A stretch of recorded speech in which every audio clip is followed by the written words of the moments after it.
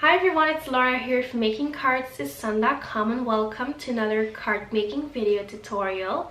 Today I'll be making an adorable pink card featuring the Cutieasaurus stamp and die cut set from My Favorite Things. I'll also be showing you how to easily create your own pattern paper with the Scattered Hearts cling background stamp from My Favorite Things, along with white embossing powder and Spun Sugar Distress Oxide ink. So let's get started. I'm starting out with a piece of white Neenah cardstock that I trimmed down to 4 1/4 of an inch by 5 1/2.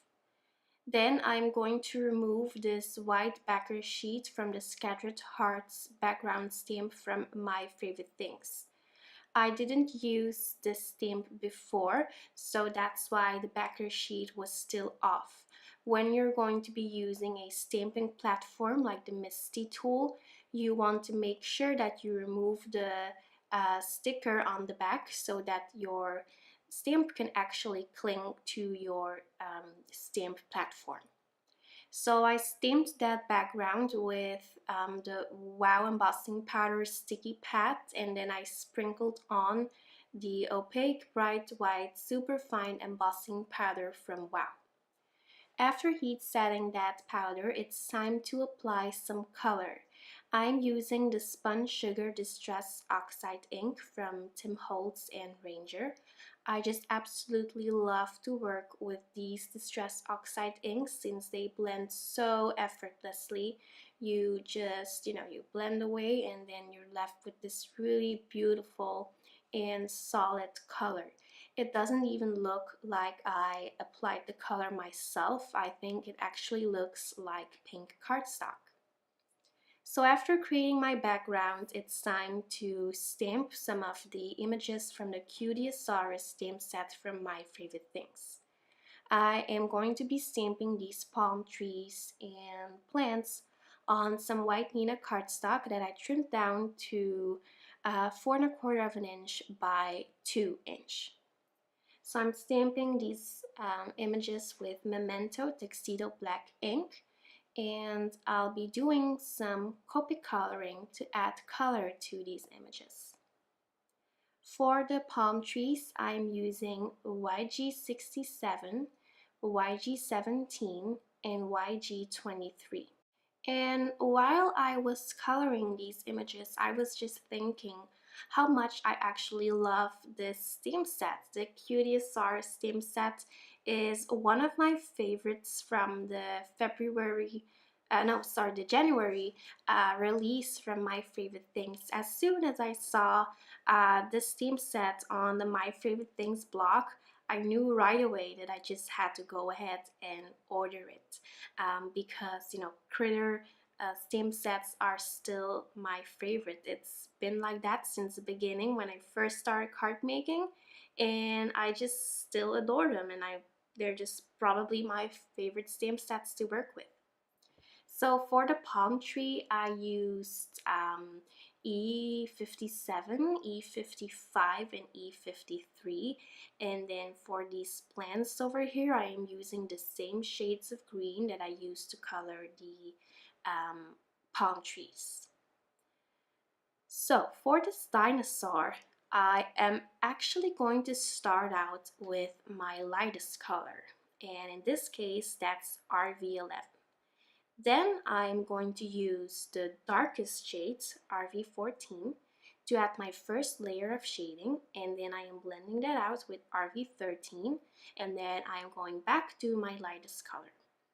So normally I start out with my darkest color, then use a mid-tone, and then finally use the lightest shade. But this time I actually switched it up because applying the lightest color first just helps with the blending a little bit, since it makes everything a little bit easier, since you already have your first layer of color laid down, and then all of the other colors will blend easier and faster.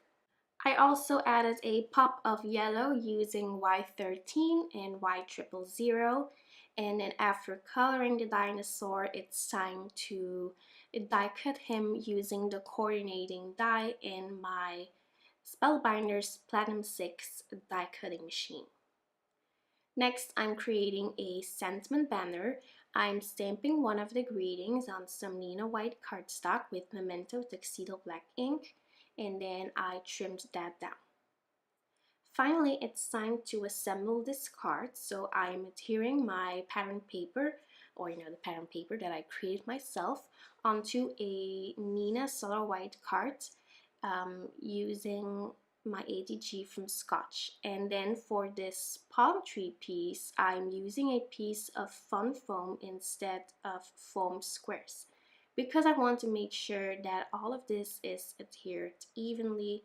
And it's also easy when you want to mail things out, because sometimes when you use foam squares, it doesn't seem to be very even. You have, sometimes you have like some bumps here and there, if that makes any sense, but I have experienced that in the past. So for my sentiment banner, I did use some regular foam squares since this is just a small strip of cardstock, and then for my dinosaur, I'm using the same foam squares.